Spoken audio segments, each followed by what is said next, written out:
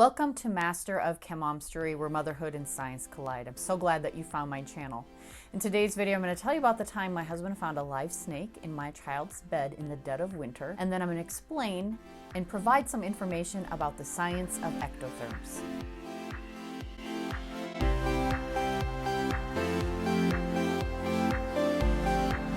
My name is Joy, and I'm a mom and a teacher, and I have a passion for sharing my experiences and then connecting them to concepts in science. If you enjoy the content in this video and the things that I have to share with you, please be sure to like this video as well as subscribe to my channel. Thank you so much.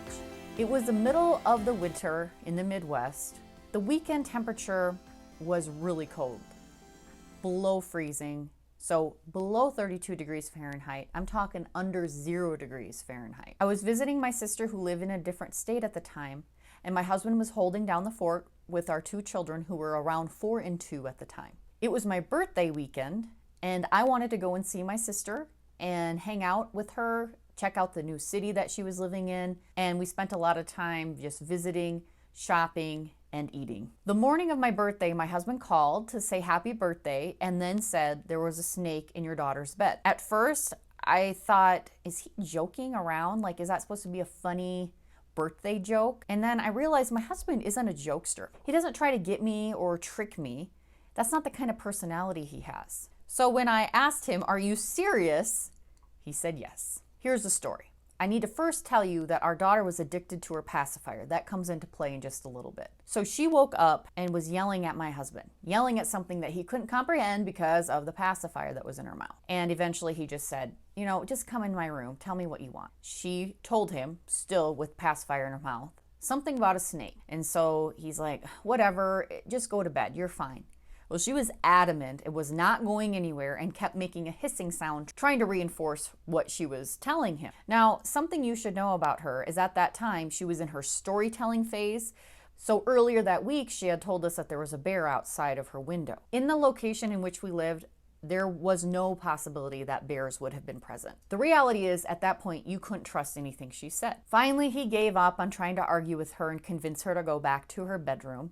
And he went in there to show her that it was just a toy or something that looked like a snake. Except when he moved the covers, this is what he found. Yes, a real life snake in my daughter's bed that was in the bed while she was in the bed, that she felt slithering and touching her, which is what woke her up. The first question you might have is, what kind of snake was this? My husband has a background in wildlife and fisheries sciences, so he was able to determine what sort of snake it was. It was rattling its tail. Thankfully, we lived in an area where rattlesnakes are not incredibly common, but they could show up periodically because we live near a river. But based on the head shape, based on the color pattern, and based on that there weren't actual rattles on the end of the tail, my husband determined that it was a bullsnake. So this little guy was trying real hard to pretend it was a rattlesnake to defend itself. Before I tell you the rest of the story, here's where motherhood and science collide.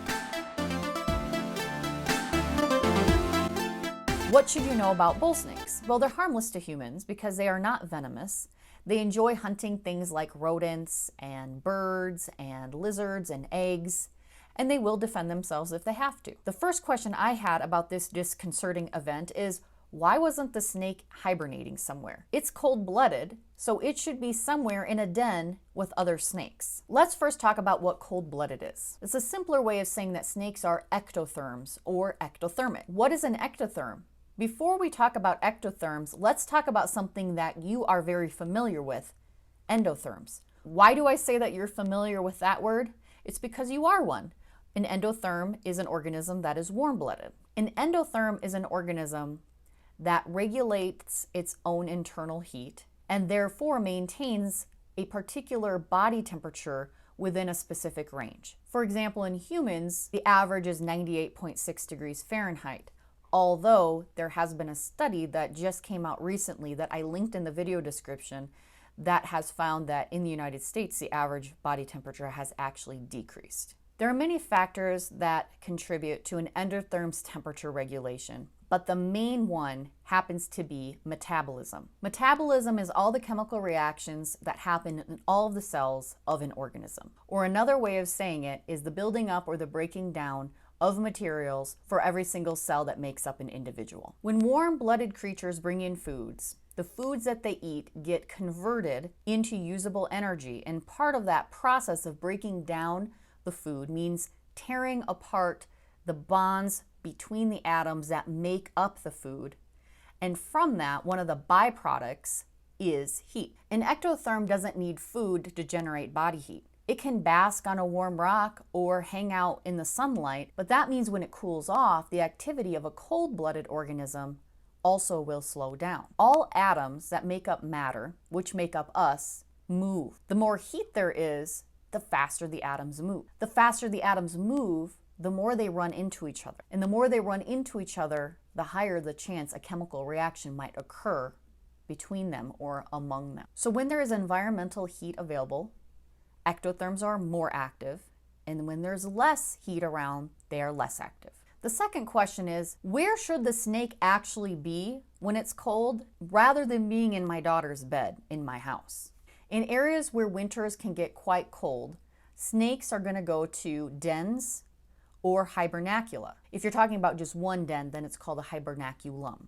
Typically, there's a bunch of snakes that are hanging out together, and usually in the same spot every single year. The type of location can vary, and there are many factors that determine where the snakes are going to go, but the key factor is that the temperature needs to be stable enough that the snakes will not freeze while being there. The reality is then that our snake should have been with its friends instead of being in my daughter's bed. This leads me to my third question. Why did the snake want to be in my daughter's bed? Snakes have special chemical receptors. These receptors help them understand their environment and determine what might be good to eat versus what they should run away from. As the snake flicks its tongue out into the air, it's gathering chemicals from materials or from living things that give them off. So my conclusion is something about my daughter or her bed must have been incredibly appealing to the snake and its sensory receptors. Back to my story. We were busy parents of two, so it is possible that her bed sheets may have not been washed in a while.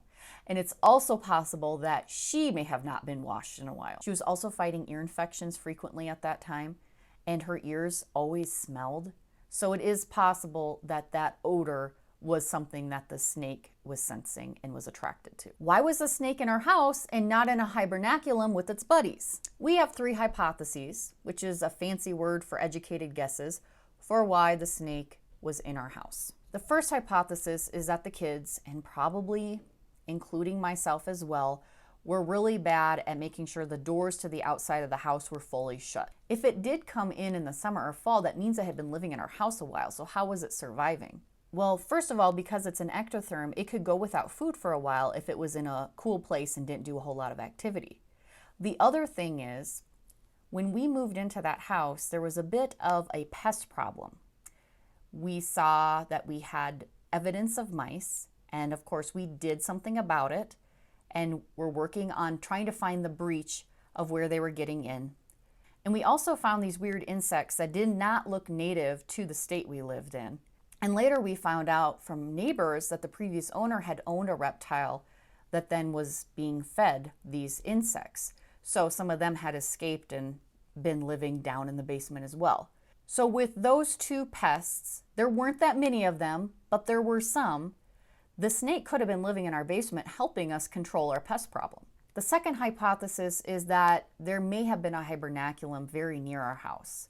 After the event, some neighbors told us that there had been a barn about 50 yards from our house that had since burned down, but that neighbor kids would often go play in it, and in that area, in that space, there was a hibernaculum where there would be lots and lots of snakes. Either that hibernaculum is still there, or the snakes had to find a new place, and maybe that new place was closer to our house. Often when they realized that we were looking at them, when they were basking on the rocks of our landscaping near our house, they would slither away into an opening that was between our patio and the house. So that could have been an issue, or an entrance into the house that possibly allowed for a snake to get in. When I think back, as I was getting ready and packing to go to my sister's, I brought some blankets from downstairs to upstairs, and I thought I saw something move or fall out of the blankets, but because I was so busy and trying to get things done, I ignored it. Of course, now, knowing that, I wonder if that was the snake that fell out and just moved fast enough that I didn't actually recognize what it was. If any of you have had a mouse in your house, and good for you if you haven't, but oftentimes you know that you have one when you thought you saw something run across the floor or run across the counter,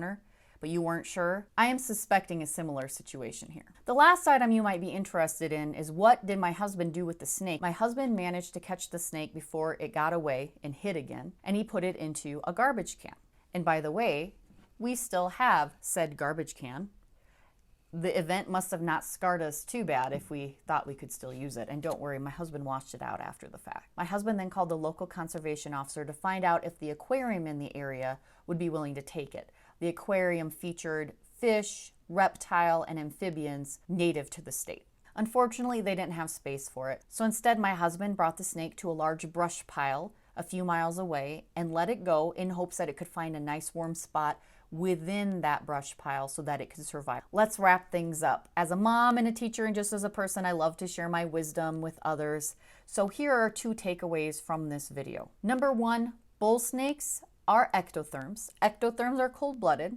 Cold-blooded organisms do not control their internal temperature, and they rely on the environment for that. Bull snakes are not venomous, and they are also really good at controlling pests like mice. And they should be spending time in a hibernaculum during the winter, not in my house. Number 2, I'm really glad I wasn't home when this all went down.